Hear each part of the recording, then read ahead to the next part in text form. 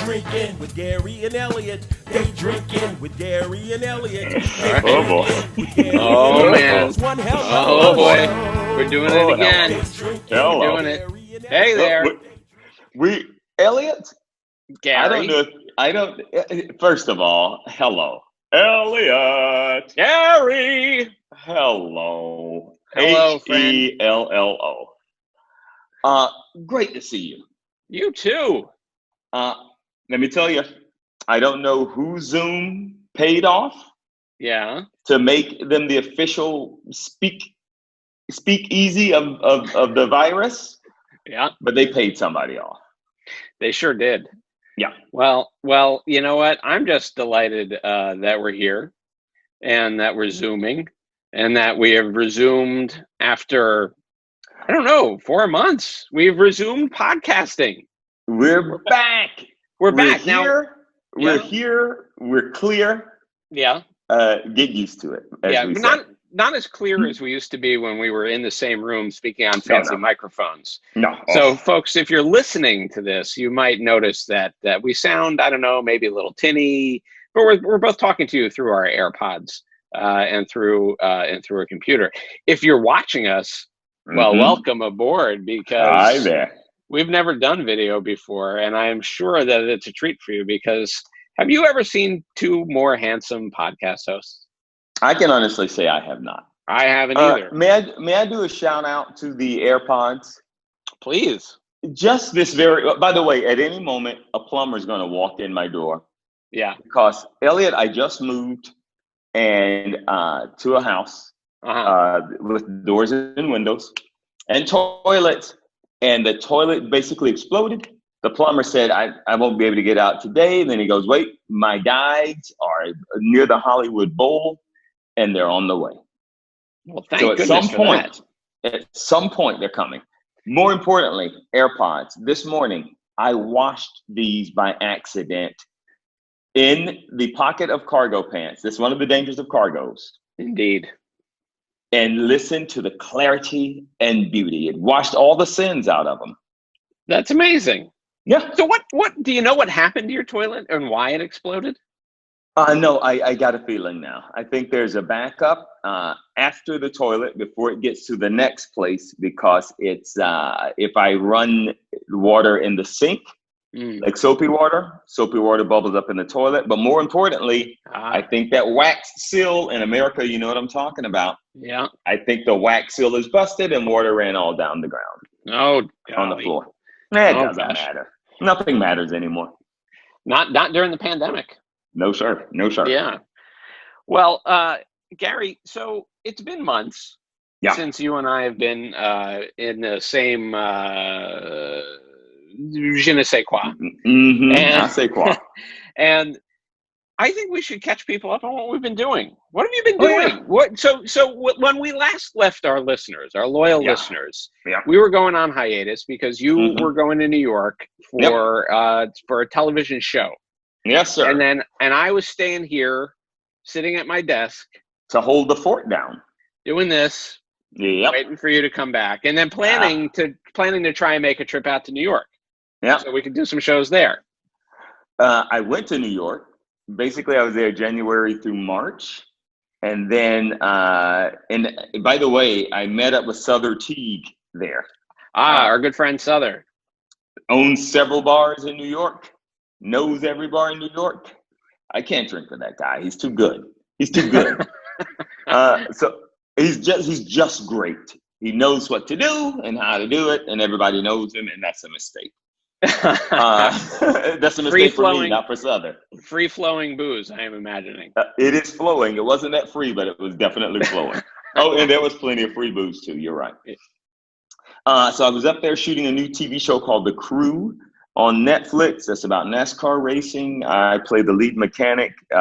One of the well, I guess the biggest star in there is Kevin James, and I play his friend and lead mechanic there. And then there's other fantastic actors, one of them who will be joining us today from The Crew. And who, should we say who that is? I think we have to. Okay, say who it is. Dan Ahdoot. Dan Ahdoot. Ahdoot, Dan Ahdoot. Oh, I like that. Now Now, we are here. you told me about Dan's podcast, which Yes. we'll talk to him about, Green Eggs and Dan. And I started listening to that, and I've listened, I think, to every episode now because I find it hilarious. And he's a foodie, and I consider myself to be, I don't know if I'm a foodie. I'm certainly not his level, but I really like good food, and so I find that podcast. You're a fooder. I'm a fooder. I find his show to be a joy. All right, so you were He's there got until the March. top-rated food podcast. The top-rated food podcast. But let's save that. Let's save that for when he's on. No, I'm gonna. You know what I'm gonna do? I'm gonna steal his thunder. Okay. All right. When he gets in, he won't have any thunders left. No thunder. So I was there till March 13th. They said, hey, we're canceling the audience for tonight, and we're going to give you guys an extra week hiatus. I got on a plane, left all my major luggage up there. It's still in New York right now. Is it? Because I thought it'd be gone a month. Right. So is it in the house that you were renting? It was in the Airbnb. And then a good friend, her name is Tyne, that I've known since I was in high school. Her son has a place right near where I was living, and he scooped it up and took it over to his place. Well, thank you, Tyne. Yeah. Thank you, Tyne's son. Yes. Yeah. A wonderful voiceover actor, in fact. Oh, well, that's good to know. Yeah.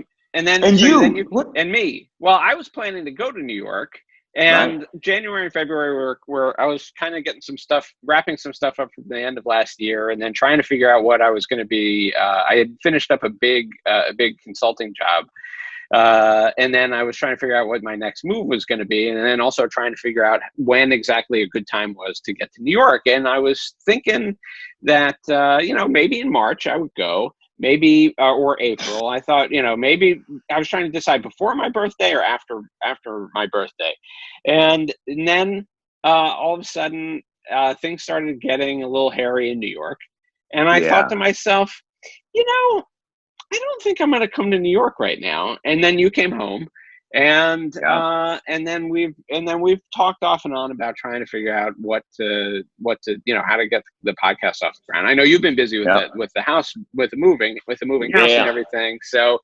So this has been our first chance. But in that intervening time, I had a couple of I got some projects that I've been long gestating projects. One of them got off the ground. I can't say what it is, but we're writing it right now, and that's very exciting. And I've got one of my other projects. We're close to getting off the ground, which is exciting. And then let's say you've been making a lot of videos. A lot of videos. So every day for the last 60, I think today was video number 60. Wow. I've been shooting these things called Acting Alone at Home with friends who are also acting alone at home, where I just shoot half of a video, and then I send it to a buddy. I just leave holes in there. It's all improvised. They shoot the other half of the video and then send it back to me. Then my buddy Jason Fitzpatrick, who's a fantastic editor, edits them all. Linda Taylor, who is a musician, and she does the music for Whose Line Is It Anyway? She lent us her music. And so we put up these always up to a minute, nothing longer than a minute videos every single day for the last 60 days. They have been, they've been very, go ahead, I'm sorry. They've been very funny. Yeah. I do wonder now, though, if we're causing the COVID. If I stop, will COVID stop? And I just realized that right now. I don't think those things are. I think while they are tangentially related, I don't think the science is there to support it. Yeah. I don't think the science is there to support it. Yeah. Okay. All right. And then I also was making some videos which were far less entertaining. Some drinks videos, some how-to videos, which are on our Instagram page. If you want to check them out. How often do you make those videos? Because I'm always up there seeing new. I did. I think, I don't know, maybe 10 of them. And and then I think and they're all. I was trying to do mostly classic cocktails that you could make at home. During a pandemic with the stuff mostly that you have on hand, and I didn't want to do anything too hoity-toity or fruity-tooty, and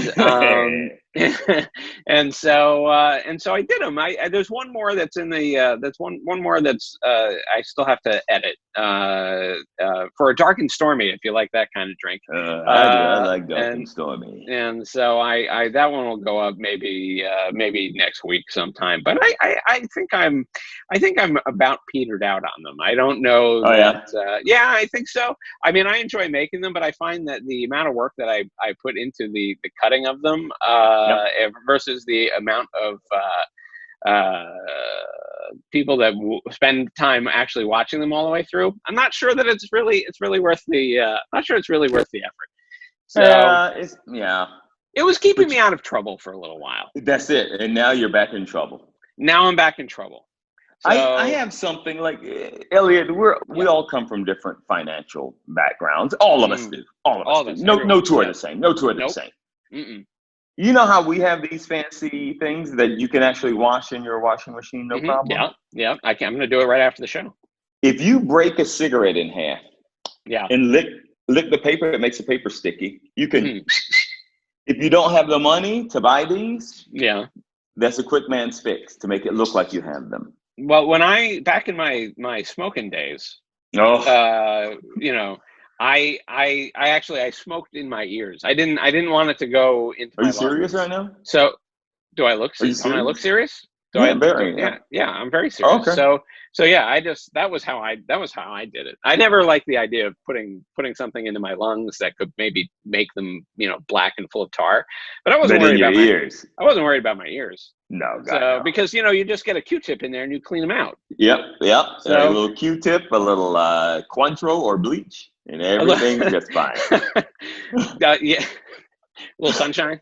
Yeah, a little bit of sunshine. A little bit of sunshine up your ears. Yeah, and everything's okay. Oh, yeah.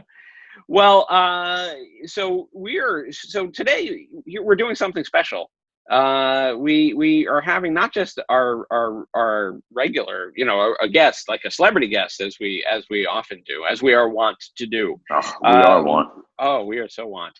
But we are also going to have on two listeners who made a donation to the U.S. Bartenders Guild National Charity Foundation's COVID-19 relief campaign, which is raising money for bartenders who are having a hard time right now, and that's pretty much every bartender in America, because all the bars, except in places I guess like Michigan, have been shut down, and we like our bartender friends, and we want to, we'd like them to help them get through this. So right now on our Instagram page, there is a link to that, and you can make a donation, or just look up U.S. Bartenders Guild National Charity Foundation, and go ahead and give them a hand. So they give out grants to bartenders to kind of help them through tough times in normal times, and now that this is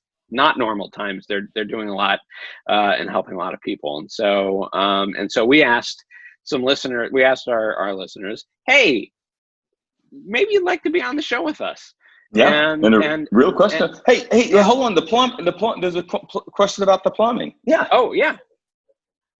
Okay. Hey. Yeah, they said it. They said that there's a brick. There's a brick in the. I'm lying. I just lied to you. Someone shattered. All right. So we asked those people. How would you like? Yeah. How would you like to be on the show with us? Yep. And two people. I thought it was going to be 10 people. Not me. You thought it was going to be 2? There used to be more than 2 up there. I knocked the rest of them down. I knocked them down. I only wanted 2. Yeah. Well, the important thing is that how it doesn't, is that some people kicked in for USBG NCF, and so we'll be talking to them later on the show. I think maybe now, unless there's more from the plumber, No, there will be more from the plumber. There will be more from the plumber. Yeah, I know what's going on. Yeah. Hey, by the way, Dan Ahdoot just texted and said, "You guys want me to record on my mic on a Zoom or iPhone headphones?" Oh, man, can I tell you something about this guy? And I'm going to be real nice to him when we're online. Trust me, I'll be nice to him. Okay. Dick. He's a dick. Always a dick. Always a dick. Always has been a dick. Oh yeah. Well. Yeah, Dick Ahdoot, we call him in Long Island. Dick Ahdoot. That's that also sounds kind of like something back from old Ireland. Good old Dick Ahdoot. Hi, I'm a Dick Ahdoot. Hi, you've got you're gonna run around with the Dick Ahdoot. Hi, well, there you go, getting into another fisticuff for the Dick Ahdoot. Yep. That's why him. Why would you do such a thing? And by the way, he hates the Irish. Always fighting with the Irish. Well, I know how. Yeah. Well, what are you gonna do? What are you gonna do? All right. Well, I'll answer. I'll answer him. I don't know. Maybe you want to answer him. Well, I tell you what. While we do the sponsor break, why don't you tell him whatever he wants to do? So what's going to happen during this sponsor break? Well, during the sponsor break, we're gonna have a word from our sponsor. Oh. And which is us. And then we're gonna just kind of do some of the stuff that we normally do at the end of the show. So that way, and then later, what's going to happen is I'm going to take this portion with just you and me, and then I'm going to take the portion that we're going to record with Dan and our special listener guests that we're going to record in 10 minutes, and I'm gonna cut them together in a video editor. You're really telling people how the sausages are made. I don't want anybody to think that the sausage is complicated by anything. Here's what I do want to know. Yes. Do you have today, and I'm guessing you do, a sausage juice drink that you're going to make? Gary, I'm guessing you do. I do. I know from listening to Dan's show, he really likes pork products. Actually, I got this. I don't want to make this about me, but did you notice that I'm just looser now? You really are. You're really very, very loose. I've been lubricating the joints, man. Well, I think that's important. You don't want to get stiff. Nope. You don't want to get stiff. And I think now people can see us. So I think it's important, just keep it moving. Keep it moving. And weaving. Yeah, exactly. Well, all right. Wow. Okay. So here we go. Here's the sponsor. Yes. Here's the sponsor break. A word from our sponsor. So today's episode, return episode of Day Drinking with Gary and Elliot is brought to you by us, Day Drinking with Gary and Elliot. Thank you for returning with us to the show. There's a few things that you can do to help the show. One is when you go onto Apple Podcasts or Spotify, Stitcher, wherever you're listening, you can give us a star rating. And Gary, during the pandemic, they reset the star meter. Well, the star meter, it's originally at 5. Originally, it was at 5. Right. And then it went up while we were doing our show to accommodate the amount the amount of stars that people wanted to give us. It went up to something like 3,800. Right. 3,800 stars. And then it reset last week back down to 5. But I was told today by one of my insiders at Apple that for us it's back up to 672. So which I really appreciate. So if you've listened, if you're enjoying the show at the end of the show, please go ahead, give us 672 stars. That helps us find more great listeners like you, and also please hit that subscribe button. The other thing that you can do is follow us in various places. You can find us. What's wrong with that? Nothing's wrong with that. Nothing's wrong with that. So you can find us on Instagram at Day Drinking with Gary and Elliot. You can find us on Twitter at Gary and Elliot. You can email us, and we love it when you email us. You can email us at daydrinkingwithgaryandelliot@gmail.com.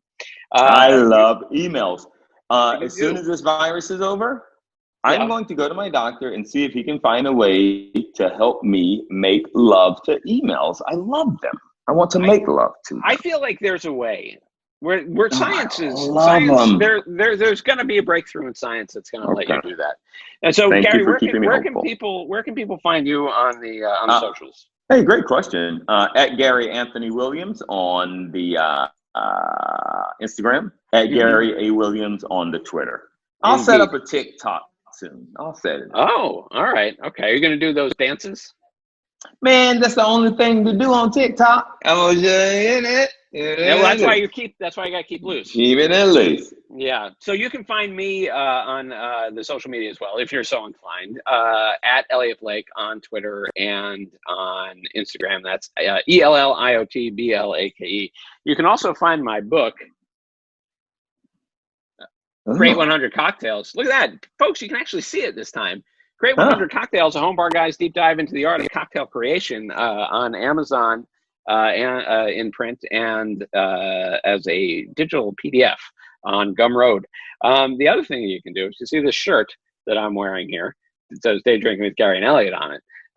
This is something that you can get at teespring.com/daydrinking. You'll find t-shirts. You'll find a tote bag, a mug, a sticker with our mugs on it. And what else? I think that's about it. That's pretty much. That's pretty much. Is Teespring spelled T-E-E? T-E-E. Spring, SPRING.com/daydrinking. And and so in the before times, we would say, well, half of the proceeds go to support the show and half the proceeds go to a charity. Right now, all of the proceeds that from sales of shirts are going to go to the U.S. Bartenders Guild National Charity Foundation. So if you want to get something for your donation, go ahead, get a shirt, and we'll forward that money on to USBGNCF. Way to go! Hey, can you hear the plumber's router machine behind me? I thought I heard a little hum, but it wasn't too bad. No, it's beautiful. I wish you could hear it. I wish there's a way that you could hear it. I'm sorry. I wish there was. All right. Yeah. Well, Gary. Yeah. Here is the time. This is the time of the video podcast, of the Zooming, where we're going to take a little a pause, and then we're going to sign back on with Dan Ahdoot. I don't know. Right. Here we are. Yes. So many mustaches. So many. Wow, that is impressive. You know, I wanted to put my little hipster bartender mustache on for you guys. Wait a minute. How quickly did you grow that thing? That was a question. Yeah, you guys asked me to be on the show like 4 days ago. So you started 2 days later? Yeah, here we are. Very, very, what a very suave. I rubbed some Rogaine. I rubbed a lot of Rogaine vigorously. Oh, Lord. Oh, this is me now. This is me now. Oh, no. That's to be honest, that's the only way most of America knows you. I should order a drink. I should be ordering a drink from you. Yeah, what'll it be? That's character. 1940s Ahdoot. That's good stuff. Dan, it's a pleasure to meet you. Welcome to the show.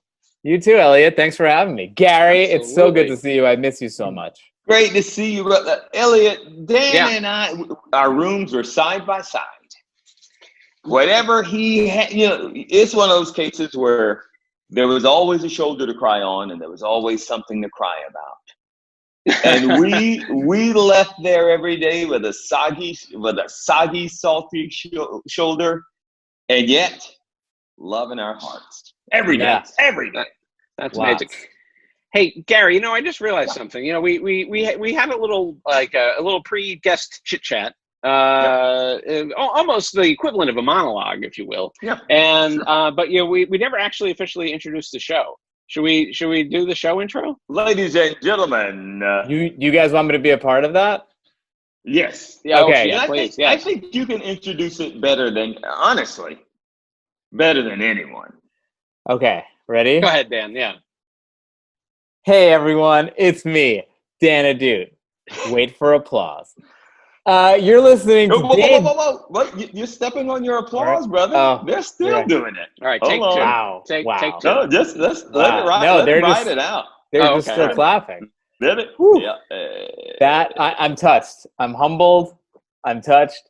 But I'm not as touched as Gary and Elliot are to have me on their show today, Day Drinking with Gary and Elliot. Oh, Oh. bravo. Right. Bravo. I have been touched, Elliot, not only by an angel, Yeah. but also by a stranger. Why didn't anybody make that TV show Touched by a Stranger? I think it was called. I think they didn't. I think it was called Dateline. Yeah. Oh. Yeah. Ooh. Okay. But 'Cause I speaking of was just- Dateline actually, To Catch a Predator, the thing that I always took away from that was that the child molester drink of choice to bring Sweet tea. was Mike's Hard Lemonade. Oh, I always had- heard. They always I had always Mike's Hard heard. Lemonade. I always heard tea. Like the girl was always like, well, the girl would always say to him, "You want some tea? I'll be right back." Yeah. And then she'd go get tea. But you're Yeah. saying he brought over Yeah. Mike's Hard Lemonade. And then Chris Hansen would come over and be like, "What is this? Why do you have a box of Mike's Hard Lemonade?" So wait, they'd have a whole box of it? Yeah, they'd have a whole case of it. It was like I Uh, think this might not be true. It probably is. I think I that get all it. of the molesters the predators were sponsored by Mike's Hard Lemonade. And or they all had scurvy and need a little bit of vitamin C. They needed a little, And C. that's an excellent source of vitamin C. Or maybe they thought that the girls had scurvy and they were just there to help. Nobody wants to see a crooked-legged girl. And I guess that's what scurvy does for you. It makes your leg crooked. Just If one. I'm gonna guess about medical stuff, which by the way, and Dan, you know this about me, I'm a doctor. I do. But I'm a guessing doctor. They come in and I guess what they have wrong and I guess which medicines. I have not lost a patient yet. Yeah, And You that's are- the truth. You are the right doctor for the era. right. You are. Thank you. You are welcome. And that's because you geotag the patients. That's why you haven't lost one. You just know where they're Geotag at. them. at I all know times. exactly where they're not He was- moving a lot, but I know exactly Some of them- where they are. Some of them are at the cemetery. Looks like there's that's the geotag went just there. hanging out. Just hanging out. Hanging So- out at the Sim Sim. So now we have two listener guests who donated to the U.S. Bartenders Guild National Charity Foundation, and I'm just wondering when do you think I should let them in? As soon as I asked Dan this, Okay. Dan, Yeah. what new thing have you been doing during this COVID situation? You know what I've been doing? I have been going for a morning walk. I go for a 1.5 hour walk in the morning. And that's usually because I wake up feeling bad about how much I drank the night before. And I'm like, this will make me feel better about myself. And then I feel better about myself. And then I was like, I've earned my drink for the night. And then I drink and then I wake up and I feel shitty that I drank. And I'm like, I'm going to go for another walk. So it's a virtuous cycle. Yeah. Yeah. How much do you guys think that the drinking has increased since COVID, percentage-wise? For real? I don't think it's percentage-wise. I think it's logarithmically. I think Yes, logarithmically. What would you say has happened? Well, I think it's. I mean, I just from reading articles and stuff, like they're the only ones killing it. They're the only ones killing it. I also ordered cigars from a place, and they were like, "We can't keep up with demand." So I think it's alcohol, tobacco, and firearms are just going through the roof. Somebody should start a bureau for that. I can't say that word. You don't need to, man. Apparently, I don't need to. Life. Yeah. If Dan Ahdoot's ready for some guests, by the way, buddy, someday maybe our show will come. It's supposed to come back. We're gonna finish. We're gonna finish that show. We're gonna be the young, famous brown people. Yeah. So let's introduce our listener guests. But then Dan, I wanna talk about how about what you guys were doing, how you guys got to know each other before, in the pre-pandemic days, and then we want to talk about Green Eggs and Dan, and also about some of the Instagram cooking that you've been doing. There's one in particular thing that I saw. I don't know if it was this week or last because time has no meaning. but I saw it and I was repulsed and intrigued, and I want to talk about that, about what you cooked. So let's so I'm going to let those people in. You guys chat amongst yourselves while I let in our guests. So here we go. Okay. Guest number one. Now that we're chitting and chatting by ourselves, which member of the cast do you want to just fight? Just fight them. Oh, wait a minute. There's Angela Harper. Hello. Wait, let me fix the screen. There we go. Is that Melissa Watson?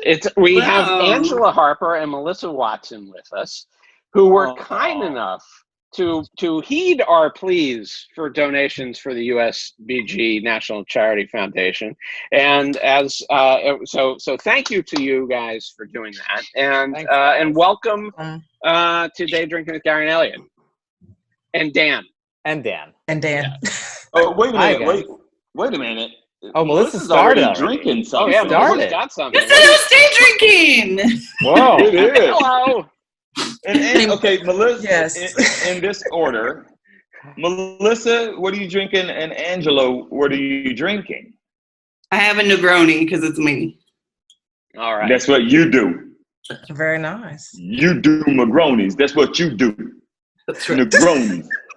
Angela, was that a white wine I saw you drinking? This is a McBride Sisters. It's a McBride Sisters rosé. In my, of course, I drink like a fish. I'm a mermaid glass, and my shirt says off-duty mermaid because the pools are closed. Here's the problem. Do mermaids normally hang out in pools, or are they in the ocean? See, that's the thing. I don't do California oceans. I'm an East Coaster. I don't do this water out here. No. The California oceans are ridiculous. They're ice cold. They're dirty. There's no reason to go in them. Yeah. You get down around Florida, other than the racism, which is beautiful. You get down around Florida or Savannah, Georgia, or South Carolina, you got some wonderful warm. And what I'm guessing, Elliot and Dan, the oceans are warmed by the racism. But they feel great. All I know is they feel great. I'm going to agree because I moved from Florida, and it's a racist area I was living in, though they try to deny it, and the water was just warm and beautiful. Yeah. Hey, Melissa, I can't speak for you, but I'm moving back down to Florida for the racism. I was going to say, I'm in Northern California where the waters are colder. And judging by the news I've seen down by my sister's house in San Diego, I would say yes, your theory is correct because the water is warmer near her, and there's been some more racism, some protesting of yeah. We're figuring it all out today. Yeah, this is like a Malcolm Gladwell thing, like where the water is warmest, the racism is highest. Dan, if you don't write that book, I will. Either Melissa or Angela will. Better get to writing that book. All right, I gotta go, guys. Okay, Dan. Okay, fine. I'll stay. I was gonna go start writing my book. No, you can write it. Nobody sees what's happening below your V-neck. Write it below the V-neck. We don't know what's going on. Yeah, that's true. That's so true. Elliot, can I get nosy with the guests real quick? Yeah, I wish you would. I mean, may I? And I know Dan wants to ask these questions. You may and you can. Okay. Both Melissa and Angela, what is it that the two of you do? Are you like Dan and has the #1 food podcast in America? Or are you water skiers? Or is it, I don't know, there may be other choices. No, those are the only two choices you have. The only two. Yeah. Melissa, I went first last time. Do you want to go? Oh, I'll go. By day, I'm in the U.S. Navy. I'm a Navy recruiter. Wow. All right. Booyah, Navy. Thank you for your service. Hey, thanks for supporting us. The struggle is real, but we are making it through, being safe, doing what we got to do. So now when I'm not recruiting, I'm a corpsman for the Navy. So I work medical, but I'm on recruiting duty. So that's what I do for the Navy. But other than that, I sales and marketing. I'm an entrepreneur. I'm also an actress and singer, dancer. I've been teaching dance for years. And you're a real multi-hyphenate. Right now, Melissa's like, I wish I went first. I know, right? Okay. Melissa's got a full bar or something behind her. I think know she's she going to be does. okay, whatever. That's my mini bar. Whoa, mini. Wait, where's your maximum bar then? Where's the maxi bar? It's below the computer. Oh, okay. She just has a belt that's like full of booze that she walks around in. Spoiler, I work in the spirits industry. I work at Bitters and Bottles, which is in South San Francisco, and we are a cocktail-focused liquor store. There is no beer or wine. Not so much of the stuff you'll find just anywhere. We have more of the deep dive stuff. Cool. Hey, thank you for your service. Thank you for your service. So you guys you've been able to stay open, I imagine. You're an essential business. We are, for like really scary reasons. We made the choice to not let customers into the store anymore because we don't like one of the last days I was in the store, someone came in and touched a bunch of the bar tools and then rubbed her eyes and then handed me cash. And I'm out. But we don't have customers in, but you can order online and we ship, or you can arrange for a store pickup. You get there and stand 6 feet from the door and call, and they bring your order and they. That's all right. But liquor stores are essential businesses because people will start drinking dangerous substances if they can't get like water. Yeah. So nobody need that in them. Nitrogen monoxide. I'm also drinking bleach and Lysol, but that's just preventative. Yes. Oh, dude, that's cleansing you out. On the rocks. You've never looked healthier. Well, thank you guys first of all for helping the other people. Yeah. Thank you for helping your communities and the world out navying and serving specialty deep dive liquor. I don't know what the most deep dive liquor is you have in your place. Is it made out of goat foot? Oh, that's a good liquor. Goat foot, but we've got like a vodka that's made out of milk, and we've got strange European digestivo kind of liqueurs. That's my jam. I love that stuff. All the Amaros that are so popular these days. Melissa, I don't know. When I was in the Pacific Northwest, I believe I was in Seattle or Oregon, I had some American Amaros, American digestives that were like, I told the guy, I was like, I love Fernet. I don't like any of the sweet stuff. He was like, try this. And it was so beautifully bitter and nice, and I loved it. And he said it. No, it was at a bar, and I was so proud to be American that we were taking those Italian jobs away from them. What was it? There are good American Amaros now, yeah. So good. Do you remember what it was? I wish I did. It made me think of Letterpress in Seattle makes an Amaro, but you said it wasn't at a distillery. In Seattle, there's a bar called Barnacle, which specializes in bitters and Amaro and vermouth. I mean, if I saw the bottle, I might remember it, but it was very campfirey and nice. Nice. I loved it. Good stuff. Angela, are you mostly on the wine tip, or are you also a spirits? I truly have not met a liquor I won't drink. Oh, it's just I was drinking last night. I mean, we're the only branch of the military that has drinking in our song. The third verse tells you to drink to the foam. So it does. Drink to the foam until we meet again. Here's wishing you a happy voyage home. So it's just I was drinking last night. I love Bacardi rum, so I had dragon fruit, and I was like, well, I'll do my rosé because when I cook tonight, I might drink some Jim Beam as I'm frying fish. You never know. Very nice. Well, make sure to keep having your citrus because scurvy. Yeah, I think it was the British Navy that taught us that we need to have our citrus and not get scurvy. Yeah, it was. That's why we call them limeys. Yeah, you're right. Oh, wait a minute, hold on. Oh yeah, so for folks who are listening and not watching, we're all holding up our citrus. I've got a grapefruit in the kitchen. That counts. That counts. Absolutely. Let me just say this. If you say you have a grapefruit in the kitchen and nobody sees your grapefruit from the kitchen, stand by. You ain't got no grapefruit in the Stand kitchen. by. Until she comes back with it, Dan, she's a liar. Yeah, She's a Navy Wait. dancing. For the- never mind. She's too Never old. mind. Oh, it is. Very nice. A ruby red grapefruit. If I know Yes. my grapefruits. That's Oh, a good, beautiful, very symmetrical grapefruit. It really is. is. Look at It's one of the roundest. that. I have a sumo orange, guys. Oh, now, that's very nice. yeah, Very nice. a couple of months ago, it was the sumos would have been about this big, almost twice the size of this. But they're good, leaving sumo season now, so they've shrunk down to this size. Perhaps the most delicious orange in the world. I love them. I don't know why they call them nature's scrotum, but I'm here for it. I don't know why they call it. But I don't know why they call it nature's scrotum. But you should have a reach around of sumo one of these days. It's a beautiful orange, a beautiful fruit. All right. Now, Sorry, Gary. no, All right. please, So my now, friend. special listener guests. I'm gonna mute you for a couple of minutes here because we're gonna talk to Dan about what he's been up to about his podcast. Gary's gonna point at some stuff and thumbs up. I'm pointing at my dear friend Gene from GS Custom Plumbing, who came to fix my toilet, and look at my garbage disposal, which are not the same item. But now are they fixed? No, well, he's going to combine them. Okay, great. Yeah, you say it in a way like he just taught you that they're not the same item.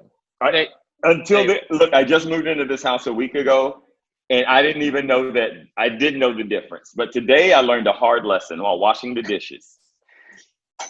I'm sorry, Angela. You've thrown us off now. We're going to save that story for the next episode.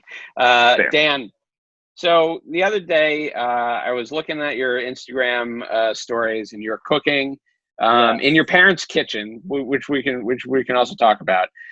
You were making brains.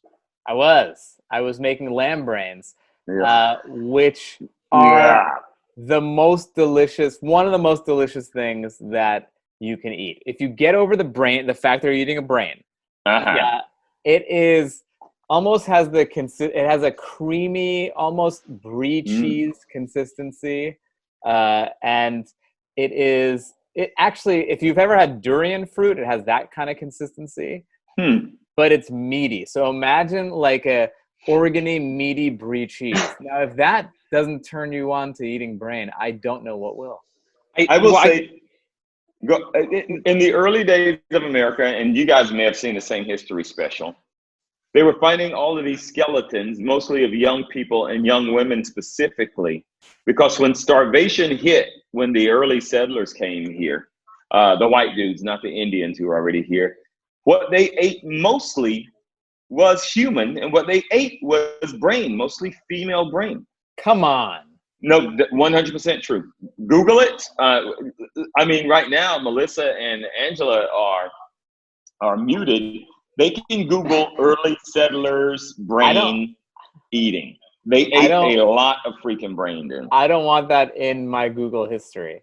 No, me neither. They had these saws too. But I'm just saying, right now, you're talking about, oh, it's so creamy and you just one of them. You're nothing but a nasty mustachioed brain eater. I'll tell you this: those basic brain-eating Puritans were not doing theirs with a saffron sauce, which I was eating my brain with. Well, now I'm interested. Yeah, did they find saffron in them bones? Okay, you got me. How did you get into so brains? It's kind of I know that there's a lot of cultures around that will eat will eat all sorts of things that we Americans find weird, like brains and other parts, pancreas, that kind of stuff. How did you get into brain eating? First of all, you're saying it like I'm a competitive brain eater. I was hoping you were. How many, seriously though, before you answer, how many competitions have you had eating brains? 6. And is it one of those like watermelon eating, hands behind the back?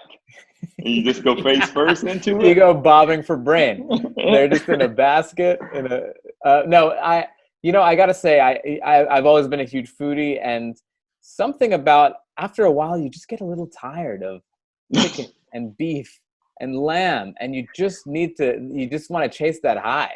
So you start going a little like, okay, I want to try liver, and like, oh, that's cool, I like that flavor. Or like kidney. It's like, even though it might be a little off-putting at first, it's different and it's wild, and it's almost like bungee jumping for your senses.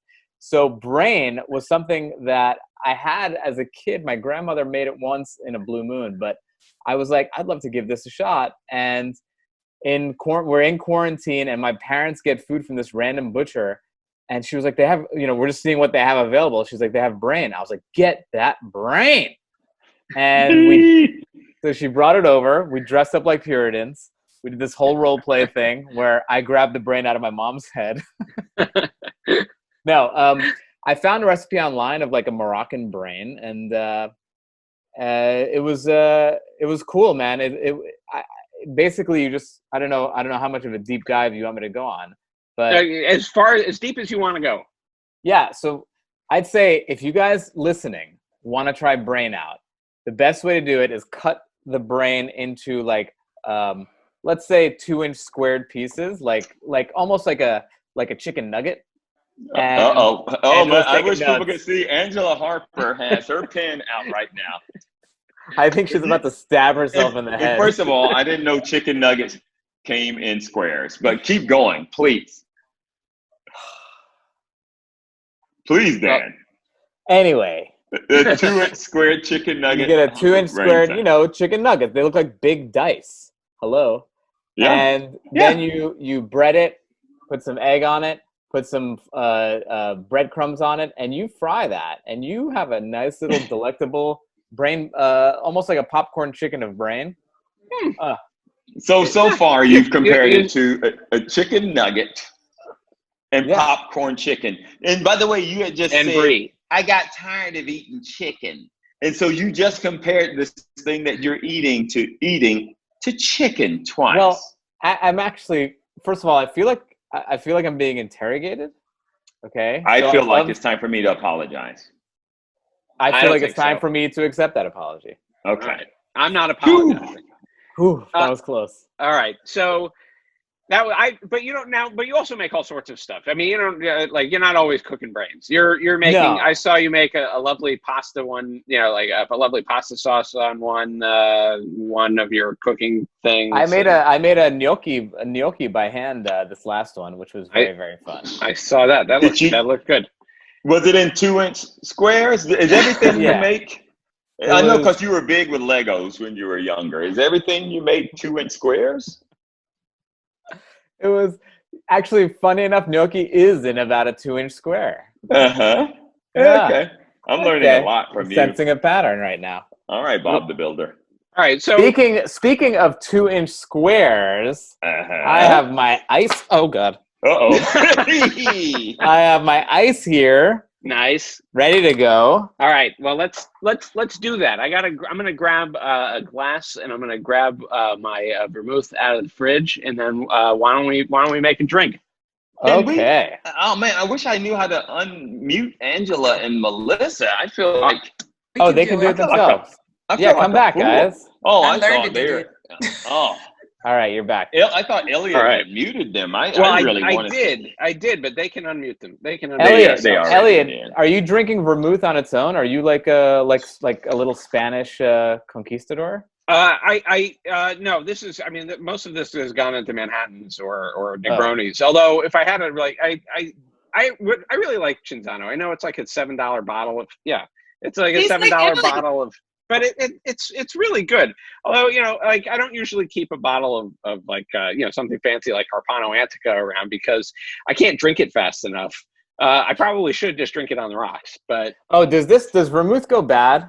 It's wine. Yeah, it does. So keep it in the fridge after you open that. Really? Okay. Yeah. It's not going to hurt you. It's just not going to taste good after a while. Yeah, and that's why a lot of people think vermouth is nasty because they drink vermouth out of their parents' liquor cabinet that's exactly right. Been there for years, going oxidized and gross. Melissa, it's funny you say that because I am quarantined with my parents, and I got this from my parents' liquor cabinet. It's closed. It looks unopened, though. Yeah, you're good. It's closed. It's just about how many times you open it and how much air is in there.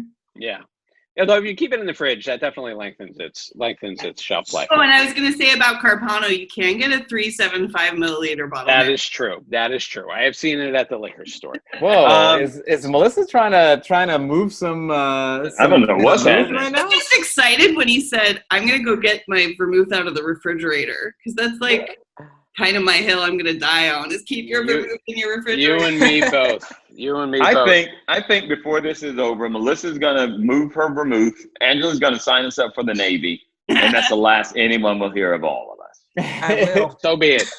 So let's make a drink. Why don't we make a drink? Let's do it. All right. So Dan, you're quarantining at your parents' house. You sent me a picture of all the stuff that was in their liquor cabinet. Yeah, which ranged. You should post it if you want. Yeah, I'll put it in. I'll put it on our Instagram. But it ranged from some really nice. There was a really nice bottle of scotch in there, and some nice tequila. But then there's also like a 40-year-old bottle of Bols Creme de Banana, and then some really and then an Israeli bottle of vodka. But then I saw the Sabra. Now that is the chocolate orange Sabra, right? Yes, it is. Yes, what the hell is this? So it's a chocolate orange liqueur from Israel, and we're going to use it to make a riff on a Negroni, because you said that you like Negroni. You love a Negroni. I love a Negroni, and we don't have the ingredients for it here. So. You have 2 out of the 3. You don't have the Campari. So I thought, okay, well, what can we do? What can we do to make something that is adjacent to a Negroni? And I came up with something. I'm going to play along. I don't have the Sabra, but I'm going to play along with some other alternate ingredients and see if I can kind of come close to it. So let me ask you a question. Yeah. Why did you pick the Sabra over like a Grand Marnier or something like that? Does this work better? I thought it would be a fun challenge. I have no idea. I've never had it. I just thought it would be a fun challenge. So I'm your guinea pig, basically. You're my guinea pig. I'm going to be using Grand Marnier, but the only reason is because I don't have Sabra. If I had it, I would use it. But I'm going to be using in place of the Grand Marnier. I'm going to be using. All right. I just got a gift from Zoom. We've removed the 40-minute time limit on your group meeting. Thank you. That's very nice. That's very so handy sweet. because we were going to get booted. So, but I'm going to use to do the whole chocolate orange thing. I'm going to use some Grand Marnier, and I have some Scrappy's chocolate bitters here, and so we're gonna do that. So, what I want you to do is take. By the way, I just looked up. These are like $40, not the little ones, but like the regular size bottles. $40. Yeah, it's not nice. like it's not garbage. I guess. Yeah, I don't think that's garbage stuff. Ooh, your mom and daddy rich. So, by the way, Elliot, while you guys are making this, I just picked some fresh mulberries off my tree in the back, and I'm going to make myself a mulberry tequila and/or vodka drink. So while you guys are doing that, that's what I'm going to be doing. All right, so I'm going to Melissa and Angela, I have no idea what they're doing. So I'm just tilting my camera down towards my cutting board here, where I've got my stuff lined up. And so I'm going to measure out an ounce of vermouth. Should I follow along and do my Follow thing? along. Okay. Should I put ice in my cup? I'm going to put my ice in last. Okay, got it. Because I don't want it to start diluting too quickly. This is my mom's like egg thing holder. Is that about an ounce? Sure. That's so cute. Yeah, that should work fine. Okay, cool. All right. So an ounce of vermouth in the glass. Oh my gosh. God, I have no idea what I'm doing. All right. And then an ounce of gin. So tell me about this gin. So Melissa. you've got Melissa, you know more about boodles than me. That's an old label. Yeah.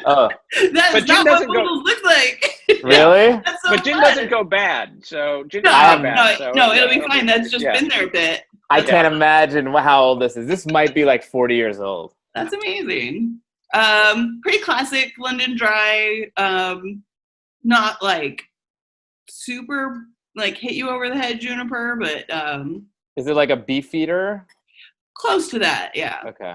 Yeah, and that's what I was using as Beefeater. So, all right, and so I know that you not hipster. I know that you hip cocktail cats. You say that you don't want a very like a floral gin for Negronis, but I love it with Hendrix. Does that make me an awful person? I think you should use whatever gin. Sorry, am I? Was that a question of me or to Get in here, Melissa. Yeah, go ahead, Melissa. Yeah. Go. I think you should use whatever gin you want to use, but you need to balance it with your other ingredients. Okay. Hendrix, one of their main ambassadors, came up with, I think she calls it a unusual Negroni or something like that. And it's, instead of Campari, it's Aperol, which is a little softer. Like Hendrix is a little softer gin. And then it might use Lillet instead of sweet vermouth. So it's just everything a little lighter. Oh, that's cool. So it's just about balance. I love it. There you go. It's not balanced, Dan. All right. Come on. So All right, I got my gin. All right, so you got your gin and your vermouth in the glass. Okay, now grab that scotch. Now that was a Lagavulin scotch, right? Yes, sir. All right, and so I'm using an Islay Mist, which is a blended scotch. But the important thing here is that it's got a little smoke to it, because we don't have Campari, and we wanted to come up with something that had a little bit of the bitter, and it's got some of the herbal notes, and so scotch should work for that. So I was going to do a half ounce. So let's say half of an egg holder. Okay. All right, put that in. And Lagavulin is very smoky, so that's going to be good. Yeah. All right, and then now it's time for the for your Sabra. Yeah, so we're going to do a half ounce of that as well, and I'm going to do a half ounce of the Grand Marnier.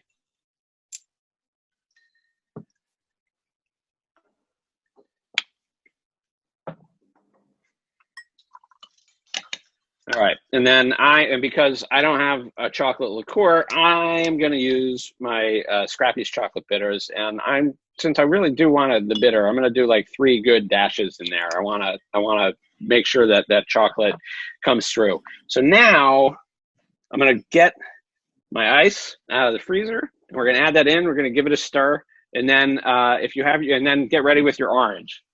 Okay, I've got my ice here. All right. So you got a nice big cube. If you don't have a big cube at home, if you're following along, you're listening, you're watching, you're doing this at home, just use a nice good handful of ice, so that it doesn't dilute too quickly. So get your ice in there, give it a nice stir to chill everything. So I have a question. Yeah. I feel like we're mixing scotch and gin.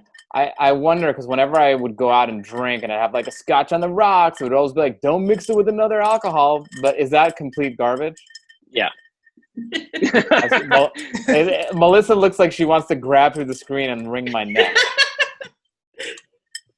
All right. So now that you've got the, it's just when you're drinking that much, the problem is that you're just drinking too much. You're not drinking enough water. That's really the issue. You lose track of what you've had when you're switching. Yeah. So grab your orange and peel off a nice strip. Try and avoid the pith.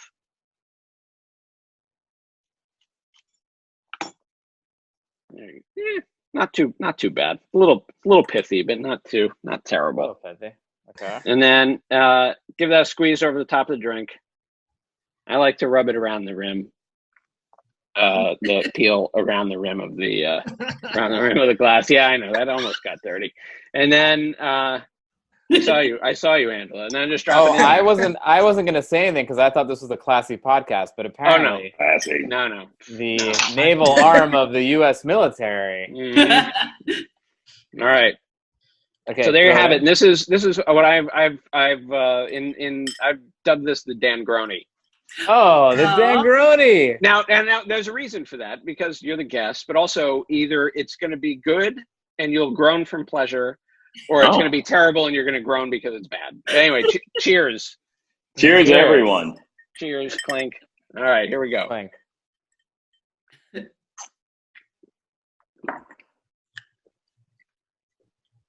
Ooh, I like it. I kind of like it too. Dan is groaning from happiness.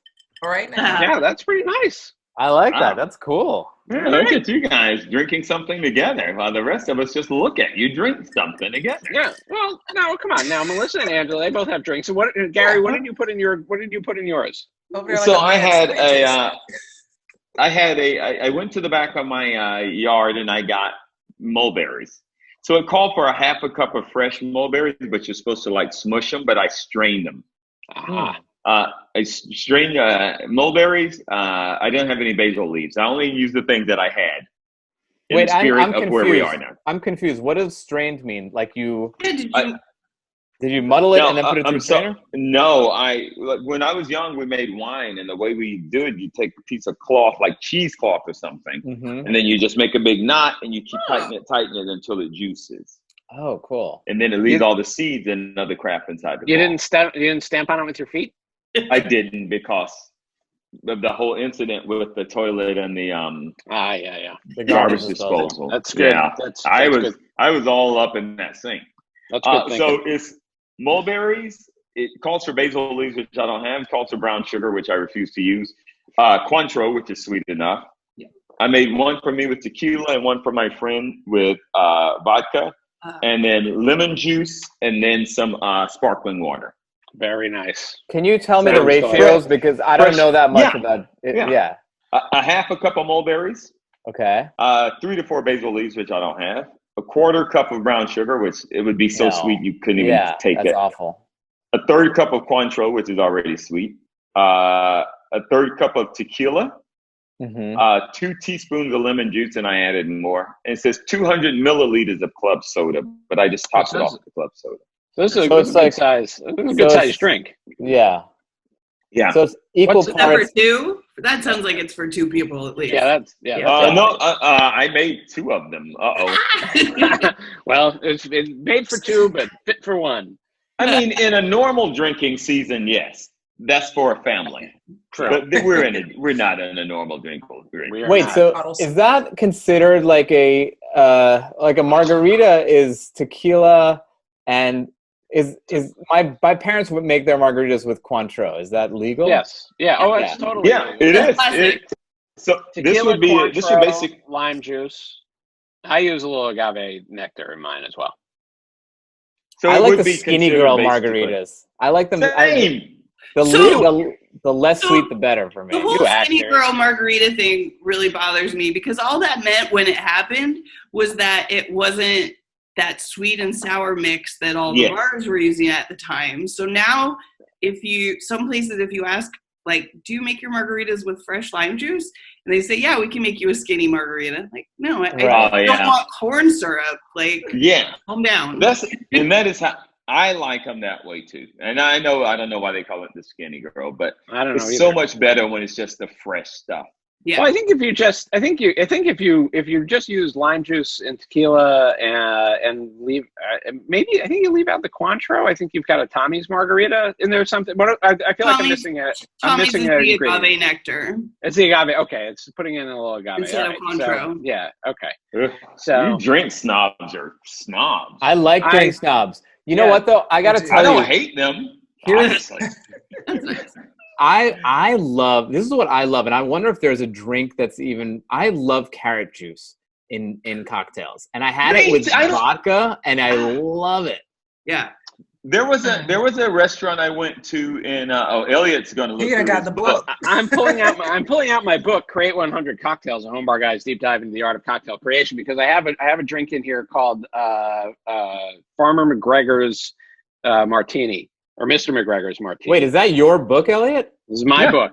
No way, My- you wrote that? I wrote this book. His book and his daughter's. That's his daughter's. Oh yeah, artwork my daughter illustrated illustrated it. Oh, So cool. it's available on Amazon. Yeah, there was when I went to a restaurant, Blue Hill, which is like a 2-star Michelin restaurant in New York. It's on a farm. You're eating everything from the farm. They had a drink that was I believe it was vodka based, but there was carrot juice and it was infused with, get this, hay. And it That's was pretty interesting. so good. I Hay don't believe it. infused. Like, hey, drink this. Okay. Hey, drink it. So here's the Mr. McGregor's Martini. So this is what I did is I took some vodka and I infused it with cucumber and basil. Oof, And so I just muddled those things up in the vodka and just let it sit there for I don't know, an hour. Or if longer you let it sit, the more flavor it gets. So maybe I did it for longer. This is a long time ago. I no longer remember. Then I used a half ounce of Dolan dry vermouth and a half ounce of carrot juice. And I also used some grape tomatoes, which I crushed. I muddled in the bottom of a shaker. Pinch of kosher salt, some bitter end celery bitters, and shook that all up and fine strained it. And did I garnish it with something? I don't know, but anyway, it came out really nicely. That sounds like a dream come true. It was really good. I'll send you the recipe. I had one carrot juice drink at another restaurant in New York. Guys, I travel nationally. I'm a national traveler. I've been to several states. Oh, yes. Yeah. I'm a tri-state area traveler. A tri-state area. I've been to many locales in the tri-state area. But this carrot juice drink, it sounded delicious, but it didn't have enough carrot juice flavor. And I really wanted exactly what you're talking about, Dan. I wanted that thick carrot juice. Delicious. I love it. It's really nice. Like that vegetal, I really like a savory drink. And so to get that, that really vegetal flavor in there, it works great. Well, Elliot, here's my question for you. Sorry, Dan. No. For non-cocktail people, okay, like a lot of times I'll be home and I'll have, the basics. I'll have a vodka, I'll have a gin, I'll have a whatever, and then I'll have juices and whatever, and I just mix it. Like I'll just mix vodka, carrot juice, whatever. Is there a couple or one ingredient or a couple ingredients that I should have on hand that I can really just kind of up all these little, like just a 2-ingredient, a vodka, juice, and then is there something that I can throw in there that will always kind of like add an excitement? Well, I would say if you're let's say you're doing vodka and carrot juice, I would say put a little dash of like Worcestershire or something in there. So, I think something like that would go great. I think if you have I would use like maybe like a pepper vodka. So, just because it's just to give it a little more kick. Because I like vodka, but I'd rather just have it straight than put it in most drinks, just because you're not much of a vodka man. I'm not much of a vodka guy, just because I feel like there's no flavor to it. I mean, that's what vodka is. It's but let's say you have a nice fresh juice at home, and you want to mix it with something that's going to be 3 ingredients. What spirit would you normally go with?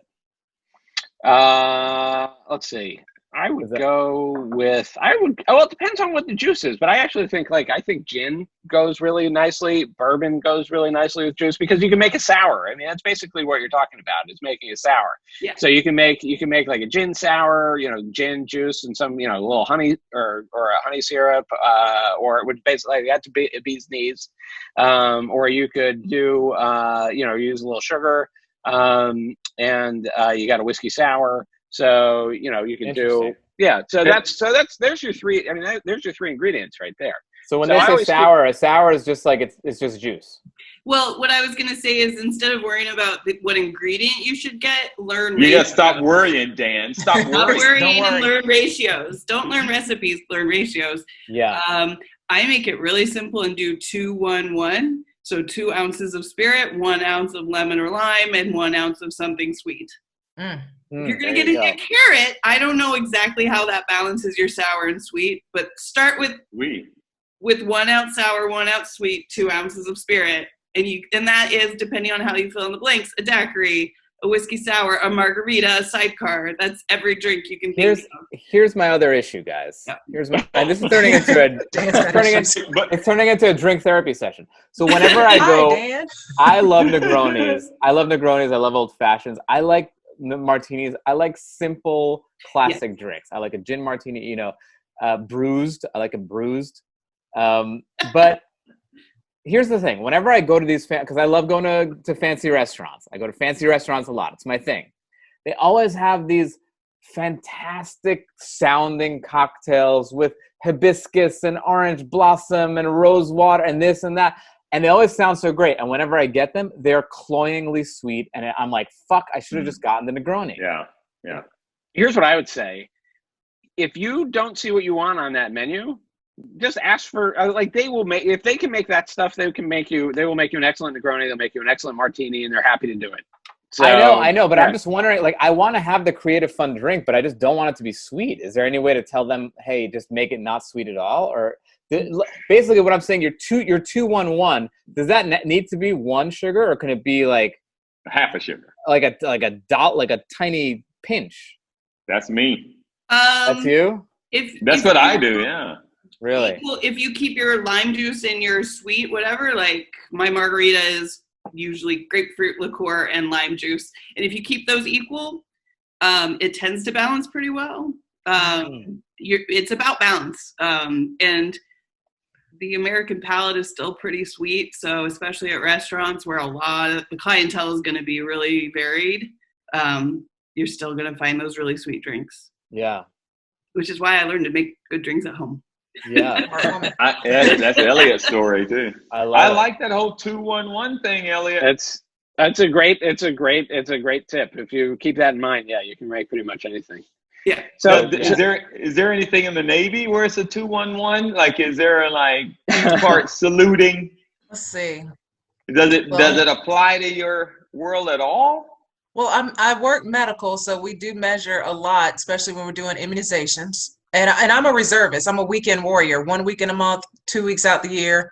Oh, travel overseas. You should have told us that at the beginning. We wouldn't have thanked you for your service. Yeah, we still work. Partially, we'll partially thank you. Yeah. Partially. And that's the thing. I lie to you not. I used to feel that way, like, oh, reservists don't do anything. But I was like, oh no, crap. We do a lot. It's like, Angela, I'm totally joking. I hope you know. No, I wasn't. I really thought we didn't do anything. I really did. I signed up like, woo, now relax. I was like, crap. It'd be more of a challenge to keep 1 foot in each world. Yeah. I found myself in the Middle East. I was like, I didn't sign up for that. I signed up to work in Tampa, and I found myself in Bahrain. So am I correct in assuming they drugged you, put you on a plane, and then you found yourself in Bahrain? Am I correct in that assumption? This is what happened. I put in for, you choose your orders on who you want to work for. Tampa is the headquarters for 5th Fleet. So when your orders pop up, it makes it look like you're in Tampa, but you're not. Oh, you're just attached. And I would travel to Bahrain. I've been over there twice, and but medical. I do a lot of measuring because you can't have but so much of the flu shots. I have to make sure that I get that syringe right. Do you measure your drinks in cc's? I don't measure my drinks at all. I measure my drink in stressies. So stressies. Very good. Yeah. Okay. It's like, fuck it, rum, 2 shots of vodka. There's your 2. My sake, I got my sake over there. Yeah. Ooh, I love sake. Yeah. Sake is one of those things that I wish I knew a lot more about, because there's no, like, I would say when I see a wine list, I'm pretty clueless. When I see a sake list, it's like, you can give me anything, and I have no idea. I'm so clueless. Thankfully, I feel like Japanese restaurants are not out there to get you. They usually just want to like help you out and like have you experience it. That's why it's good that as a Persian man, it's good that Persians didn't invent sake, because all we would do is be like, that's the one you want right there. It's great. And then we'd upcharge it, give you the shitty one. You don't know how many times I've gone to bed at night thanking the Lord that Persians did not invent sake. It's like literally my #1 prayer every night. You've said that to me so many times. Right, Elliot? Yeah, I like maybe go to sleep now. Yeah. Like when you do your gratitude exercise every morning, that's number 3. That's number 3. Dan, what's your so you go to a lot of high-end restaurants, as you said, that's your thing, and you talk about it a lot. It's my guilty pleasure. And you talk about it a lot on your podcast. I think high-end is a misnomer, by the way. I go to a lot of great restaurants. So what I would say, whether they're high-end or low-end, like I would much rather go to an amazing low-end restaurant than like a super expensive, like corporate-y, crappy restaurant. Sure. So, okay, but I want to give you a question. I want to give you a question that you give to your guests at the end of your show. Sure. So, like, what's your favorite like high end experience, and what's your favorite low end like meal experience? Cool. I would say the best high end meal I ever had was at that restaurant, Blue Hill, that I mentioned before, which is in upstate New York. It's Dan Barber's restaurant. It's 2 Michelin stars. I went with a buddy of mine who knew the chef, so it was one of those like, we're gonna hook you up and you're not gonna pay that much, because I think normally it's like a $300 a person tasting menu. It's good to have friends like that. I know that. Yes. I know that Gary has friends like that in the Thomas Keller world. In like, I have one good one. He has a great one.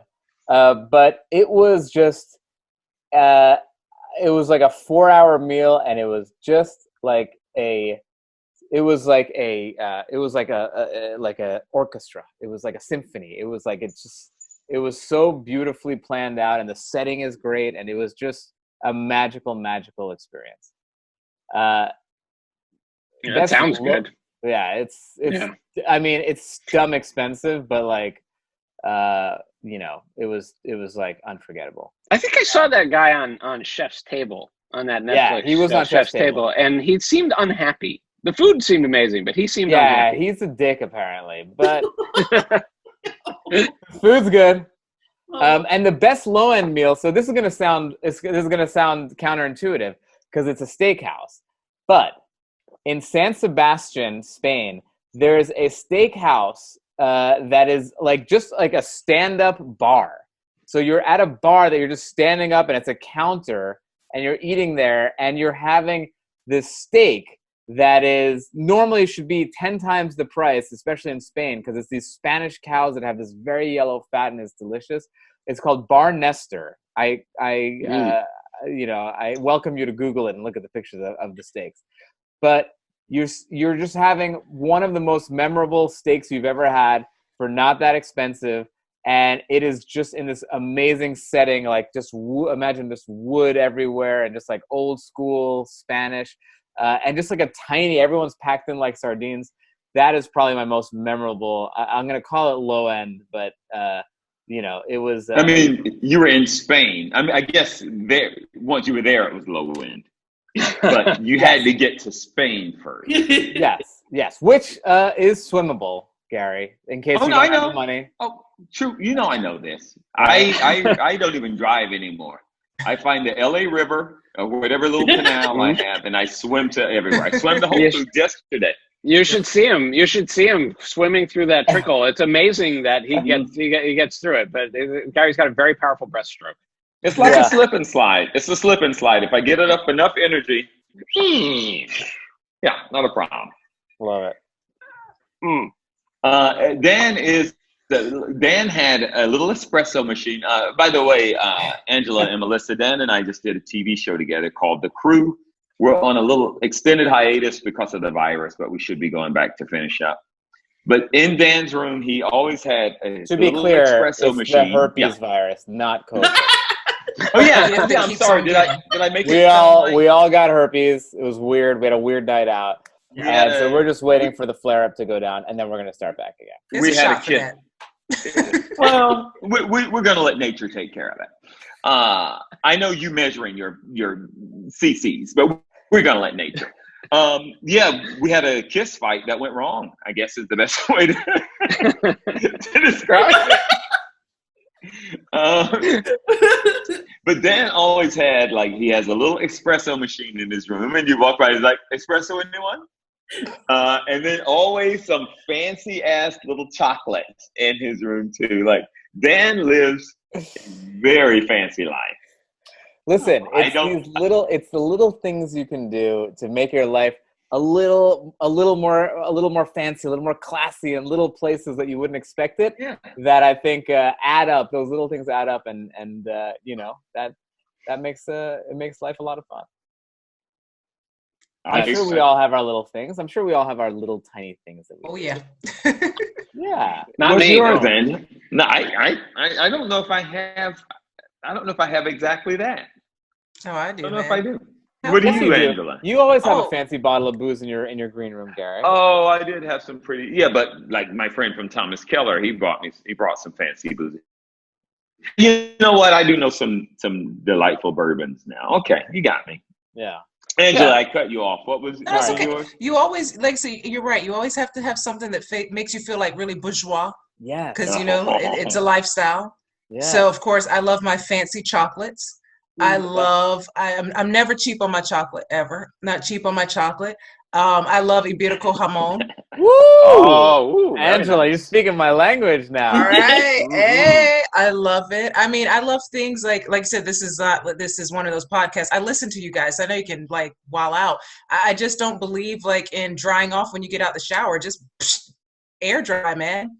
Air dry, sip some good like wine and eat a good chocolate and air dry, man. Just that's how I start my mornings. Shower and just every morning. I air drying with a glass of wine and some chocolate.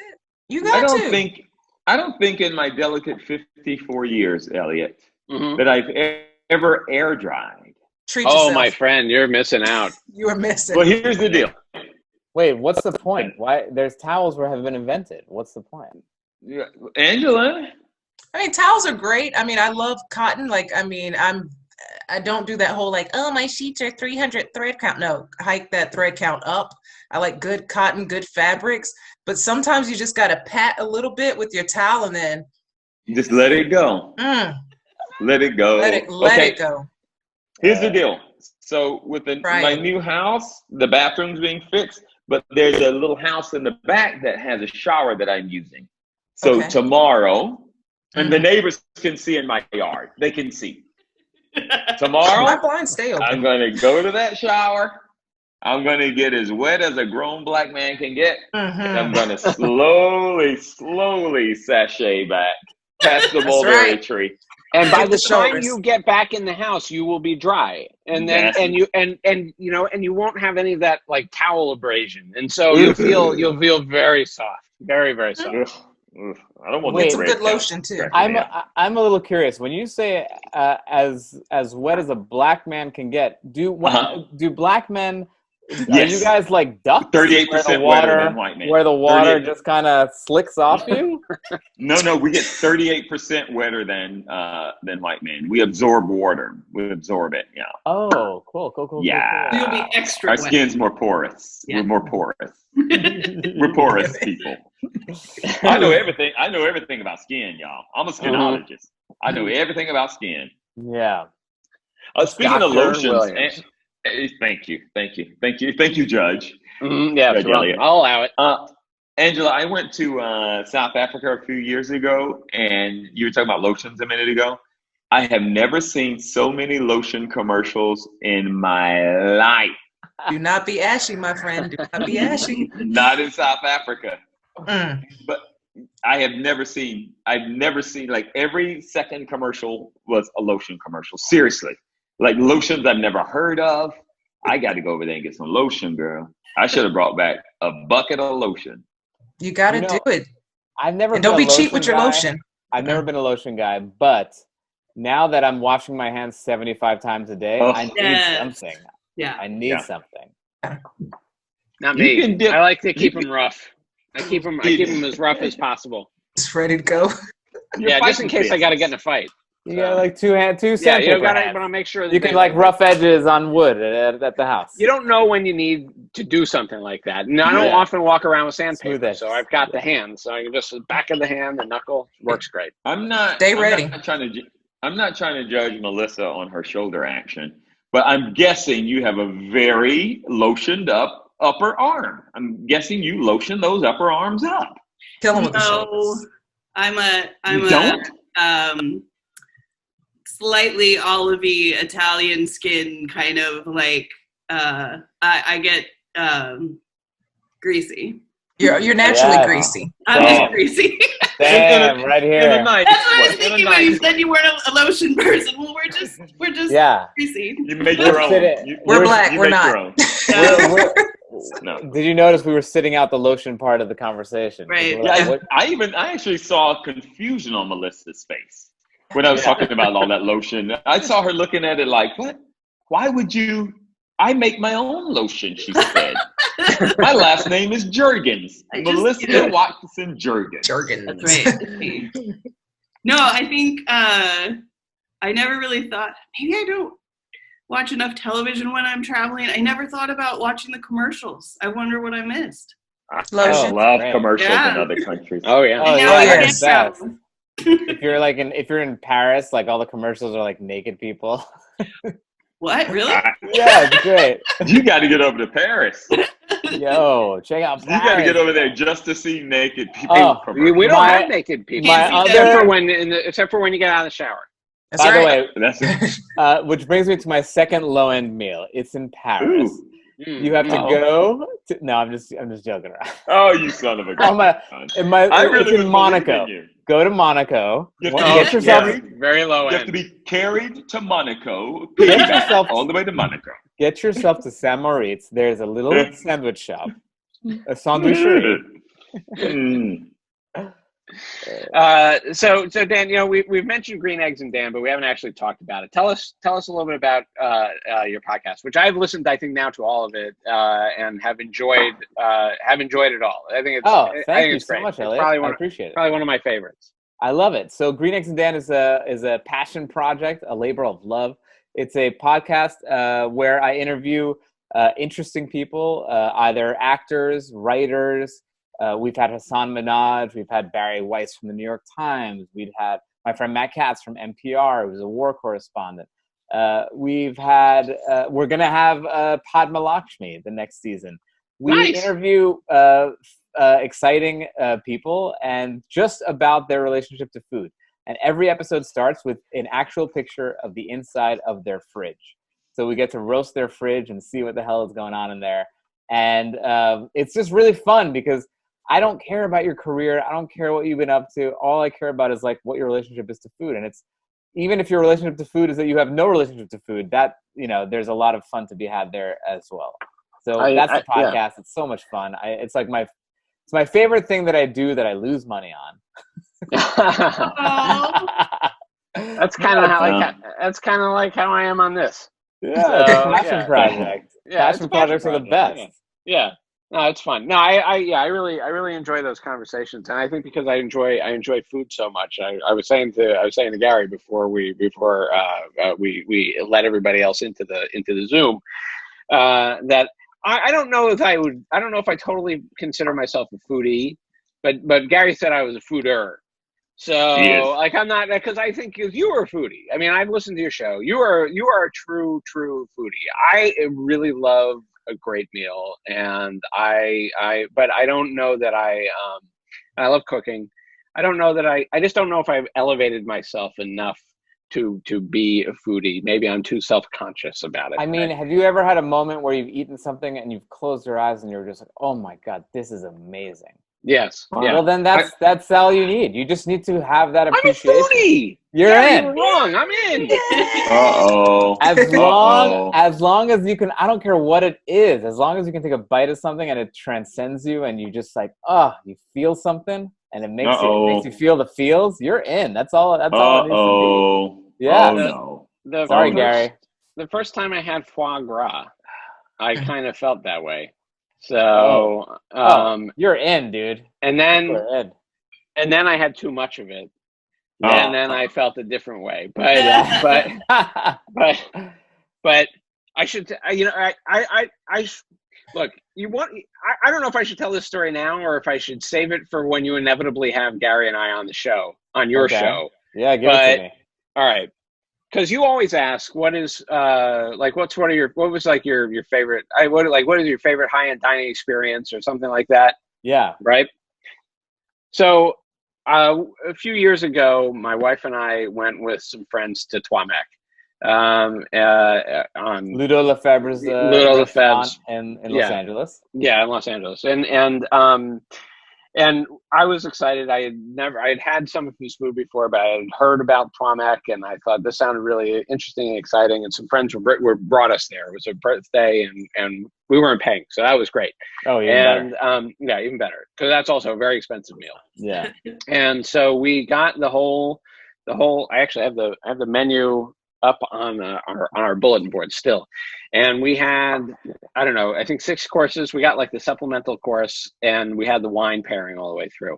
And there was foie gras in probably 3 out of the 6 things, And every dish was amazing. It was like, it started out with these little amuse bouches, and then it went to, more slightly fuller courses. And there was duck, and there was foie gras, and there was duck with foie gras, and I don't even remember what, there were things in it that I didn't generally like to eat. And I felt like, well, in this case, like, I'm eating everything because this is what it's because it's presented to you. It's a price fixed menu. You don't choose what you get to eat. And so, so I was like, well, this is probably one of the best meals I'm ever going to have. So I'm just going to eat everything, even if it's something that I'm not accustomed to eating or I don't usually like. I don't usually love mushrooms, although since then I've actually I'm much more mushroom friendly. And we got to the end, and the last dish, the supplemental dish, was like a truffled grilled cheese with a charcoal ice cream. And you'd think that sounds weird, and it was amazing. And then there was and then they brought out another set of amuse bouches at the very end. And one of them was a cardamom marshmallow, and I was so stuffed out of my gills that I was like, I don't think I can do it. My wife said, no, you really have to, because it's like a pillow. It's like a pillow of air. And I ate it, and it was amazing. And then, like, I don't know, then Ludo came out and was saying hi to people, and my wife and our friend were like, well, we should say hi to Ludo. And then suddenly I just had this moment where it was like I was doing fine, and then it was like, and like my body started to shut down. And they went to talk to Ludo, and I thought if I got up and said hello to him, that I was gonna give back that meal. Like right on his shoes. It was like that. It was like that Monty Python thing. It's like, come on, sir, it's waffle thin. And we drove home in silence because I was determined not to give that back. I was like, I am not. And aside from that, it was probably one of the top 3 meals I've ever had. I mean, it was amazing. That's awesome. Yeah, it was amazing. I'm just glad I didn't barf on his shoes. And we've got a Petit Trois right up the street from us. So, and that's awesome. Which is also lovely. They're closed right now. So, but I hope they reopen. So, Melissa, when quarantine's over, where's the first place you want to go eat? That's really hard. Because I live in the suburbs, so. You're in the suburbs of San Fran? Yeah. Okay, got it. Well, like, it's a little more personal. A friend of mine just moved to he's the bar manager at a new restaurant, and I didn't make it a priority to get there. And now it'll be, I don't know how long until I get to see him at a new job. So that's what came to mind at first, but I feel like that's not a great answer. No, that's the best answer. Yeah. You're a good friend. Answer. Yeah. That's the fifth best answer. Yeah. By the way, Dan. There you go. Where am I going? Oh my goodness. Actually, there's Wait, Angela, where are you again? I'm in Studio City. You're in Studio City. Okay, got it. Okay. So there's this new restaurant that just opened on the corner of Magnolia and Lancashire. And what's the name of it? I don't even remember, because I got to go there one time, and they're brand new. They had only been open for a week when I went. I feel so bad for those guys. Oh yeah, it was right early March. What kind of? What's the fare? What's the food? So, tell you the truth, they little bite-sized things, because we were there for happy hour, pretty much. I know the place you're talking about. We walked by it, and it looked great. And I thought, my wife and I thought, okay, that's going to be a date night place. Mm-hmm. And they had it going, and because I have my background in sales and marketing, I've been doing that longer than the Navy. I was talking with the owner, and we're giving feedback on things, and I was like, you got to change your music. What's your vibe? Who are you trying to attract? We're looking at the menu. Everything was awesome, and I was like, I could have my birthday party here. We just got to tweak a few things. And then the Rona came and was like, y'all ain't going nowhere. No. So as soon as we can get out and they open the gates for the first time in forever, my ass is going straight there and spending money. Yeah. And eating. They make this good cauliflower with Korean barbecue mixed in. And I was like, yo, that's pretty good. In Miss Magnolia and Lancashire? You said? Yes. right there. Yeah, there's a nice strip of places like right there, like between between Lancashire and Vineland. There's like 5 or 6 places so it's not, you can walk there. It's pretty nice. Yeah. What's your deal, Dan? Where are you gonna go? I have my regular joint that I go to. It's called Marvin. It's a bistro in West Hollywood that is just like, it was just always packed, always fun, always just a great vibe, and the wine was flowing. And I just don't know when it can be like that again. But I just, I think I long for a vibe more than I long for an actual cuisine. Yes. Yeah. Gary, what about you? Where are you? Yeah, I don't know. It's funny. Like I'm not a foodie like you guys, by the way, but I think That is not true. You are a vegan. Yeah. You are a vegan, but you're you're the vegan Anthony Bourdain. I like to find good vegan food, that's for sure. But I've never had that experience like you guys were talking about, where you were like, oh my God. Like, I've never had that experience. I've had really good food, but I don't think I'm not as deep into that as you guys. It seems like it brings you so much joy. I want to be like you, but I'm not quite there. Just keep training, Gary. Just keep training, and you can do it. I will. Believe in yourself. You know what? I wish somebody had told me that when I was younger.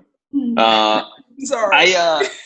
I think what I miss most is not so much about restaurants and stuff.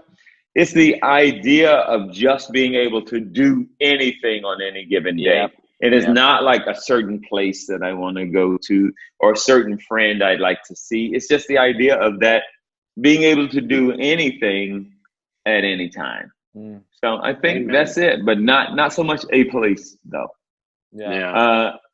Elliot, you got a restaurant you looking at? There's a place right by us actually, the Bellwether, which is it's on Ventura, just also in Studio City, and it's they got a Michelin, they're in a Michelin star. That's a one, and it's a lot of small plates, and they're really great, and we love to walk down there and get something, and they were doing takeout for a while during the when the lockdown began, and but they've stopped doing that. They're concentrating all their efforts right now. They're making meals for World Central Kitchen for Jose Andres's thing. So which is phenomenal. And so I just hope that place survives. I mean, like a lot of other places, I'm just really want to see these places that we enjoy make it. And so,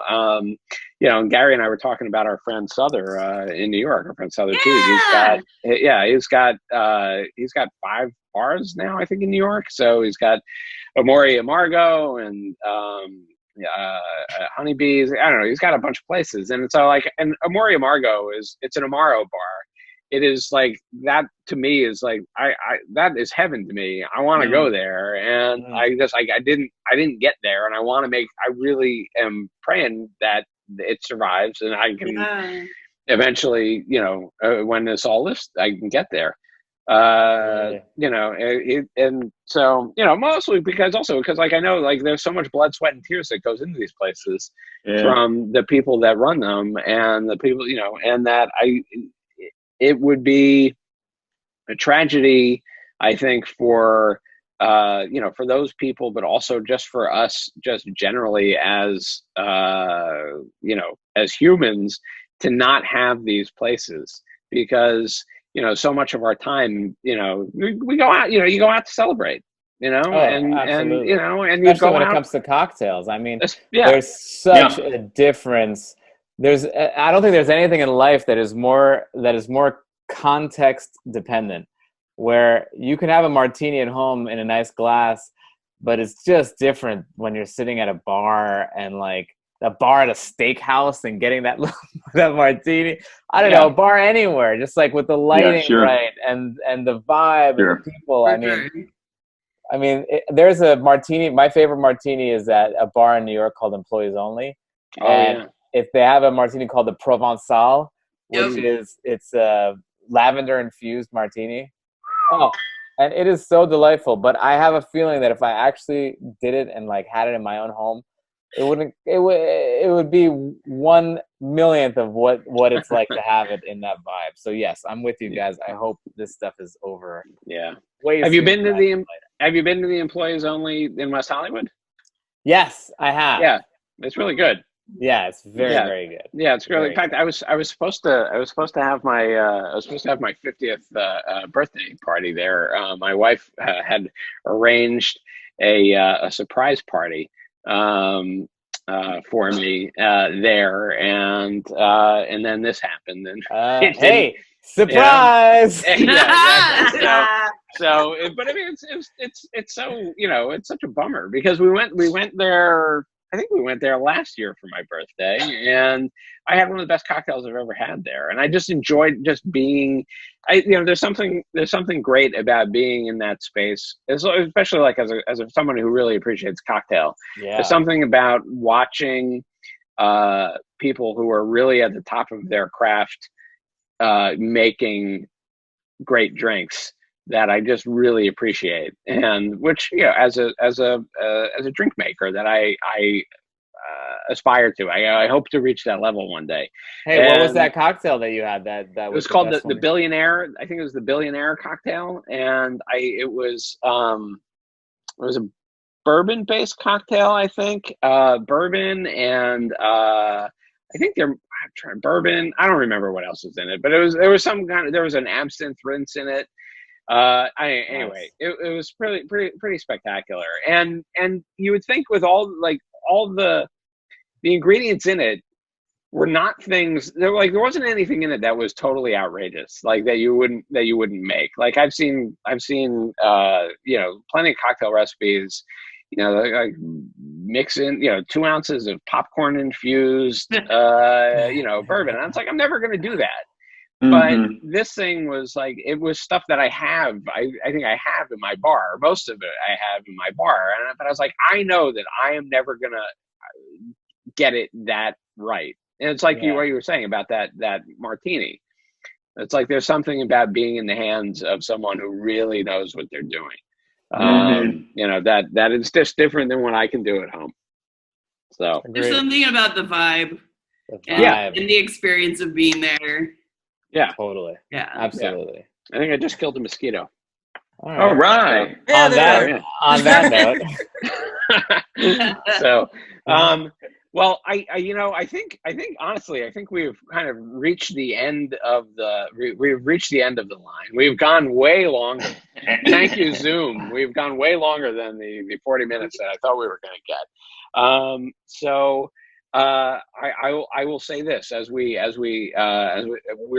do our regular end of the show. I don't even remember what we do at the end of the show. I guess we ask. Yes. Okay. Here's what we do.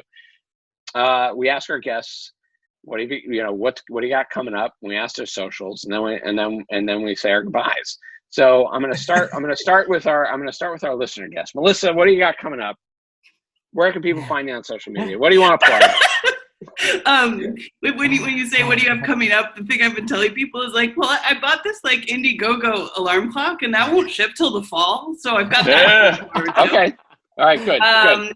I am Negroni Queen on Instagram, and I run the Bitters and Bottles Instagram as well. No way. Yeah, Negroni Queen, I'm following. I enjoy your Instagram thoroughly. Thank you. I can't spell that. Let's see. I'm sorry. Is I am Negroni Queen? No, just Negroni Queen. Negroni Queen. Okay. Yes. I just followed you, Melissa. Oh, thank you. Found you. And that reminds me that I found you guys via Cole Stratton, who used to be a dirty Campari hater, and now he texts me every city he goes to, where do I go for the best Negroni? Oh, Cole. He's good people. One of the founders of the San Francisco Sketch Fest. Yeah, I was there in the early days. I grew up with him in junior high, though. So. Oh, very cool. You know him when? Yes. All right, Angela. All right, Angela. What do you got? What's coming up? What do you got to plug? What's coming up? Oh, my goodness. Let's see. You can find me on social media. If you type in Angela Naomi, I think I'm the only black one that pops up. So I just tell everybody, you remember Angela Bassett, Naomi Campbell. You'll find me on Facebook. Instagram is Ange Naomi. Twitter is Ange Naomi. I can't put any of you in the Navy because I only recruit veterans in my department. But My father was a veteran. Really? My He dad was too. in World War II. Okay. Not that far. Okay. All right then. All right. Thank you. My grandpa was, but no. My dad's an Army Ranger. He did a lot of Ranger stuff, but I actually run Wi-Fi in pajamas, so I help people understand how to generate an income online, and especially because I only just switched to full-time Navy, but I do entertainment industry, and a lot of my fellow actors are broke, and I'm just like, but you have college degrees that you can use, and I can teach you how to make money online so that you're not struggling in between gigs. So that's bartenders too. You should talk to bartenders. I should. So if you just type in Ange Naomi or Angela Naomi, you'll find me. All right. Okay. Very good. All right. All right. Well, Melissa, Angela, I'm gonna let you guys go. Nice to meet you guys. Thank you for being here. Thank you for making your donations to USBG NCF. And thank you guys. And we'll see you guys. We'll see you guys online.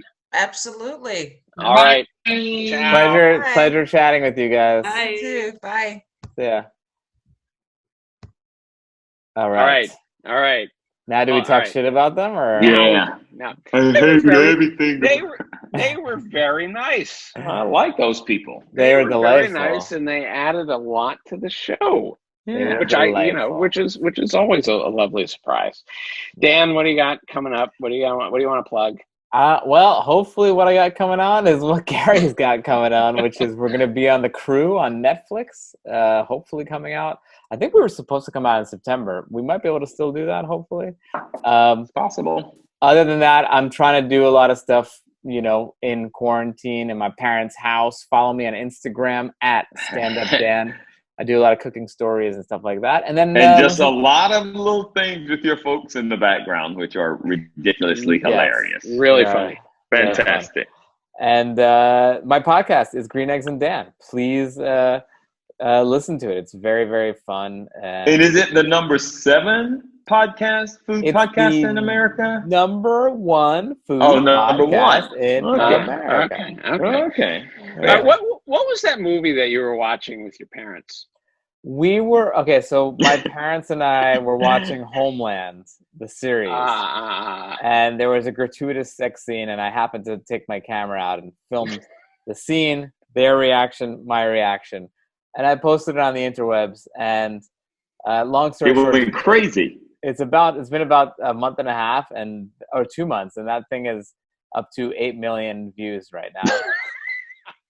You can see that on my Twitter. Yeah, that's on my Twitter. I remember you telling Kevin James about. I remember we all had a Zoom with the cast of The Crew, and you told Kevin James, and he was kind of pissed. Like, I can't get that many views on something. Take that, KJ. With Dan's parents. Yeah. Yeah, there you go. Time to get Dan a show. All right. Well, okay. Well, Dan, thanks so much for being here. Brother. It's really a pleasure. I've been looking forward to talking to you since I heard your podcast. And thank Gary, you so much. And Gary said that you were not that big of a dick. So I thought, that's not that big. Yeah. So, Gary, where can people find you on the socials? Still Gary Anthony Williams on Insta, at Gary A. Williams on Twitter.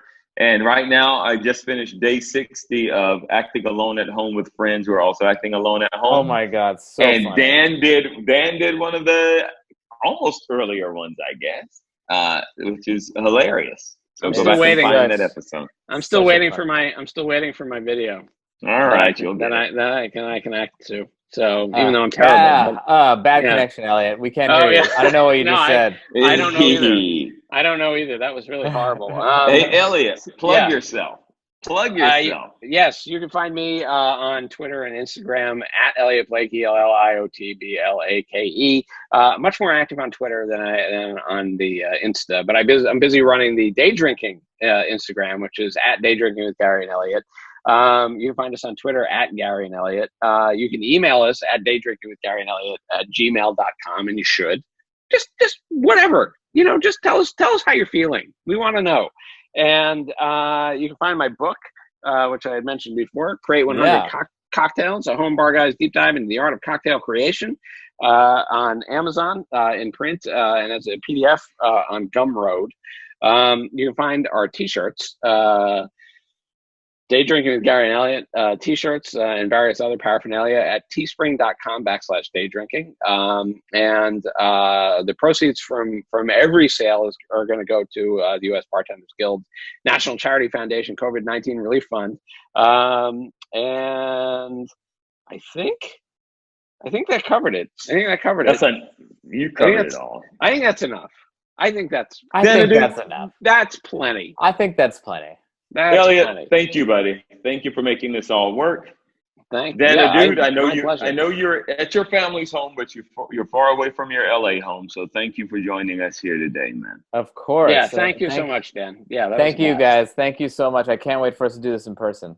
Absolutely. Right on. That would be fun. All right. Thanks, everybody. Thank you And for remember, listening. when you're We're day happy to be back. drinking, Elliot, when you're day drinking, When you're remember day to drinking. do so responsibly.